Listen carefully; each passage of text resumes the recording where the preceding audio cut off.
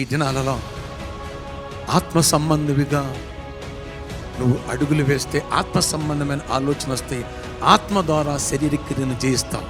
ఆత్మ ద్వారా బలపడితే శరీర సంబంధమైన స్వభావాలు బయటికి రావు.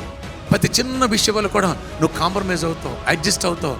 నీవు నీ భార్యని కుమార్తెలాగా చూస్తావు, నీ భర్తను కుమారులుగా చూస్తావు. బైబిల్ పట్టుకున్నావు, జస్ట్ ప్రేయర్ చేస్తావు అంతే.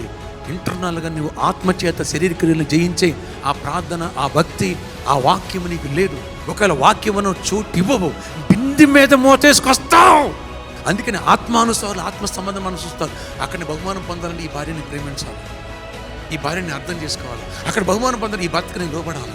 ఎప్పుడైతే నువ్వు నీతిని కాపాడుకుంటూ పరిశుద్ధిని కాపాడుకుంటావో దేవుడు నీ పట్టుకొచ్చి భూమిని ఇస్తాడు, పట్టుకొచ్చి జాబులు ఇస్తాడు, పట్టుకొచ్చి ఐశ్వర్యం ఇస్తాడు, పట్టుకొచ్చి ప్రమోషన్ ఇస్తాడు, నీకు పట్టుకొచ్చి గర్భాలు ఇస్తాడు.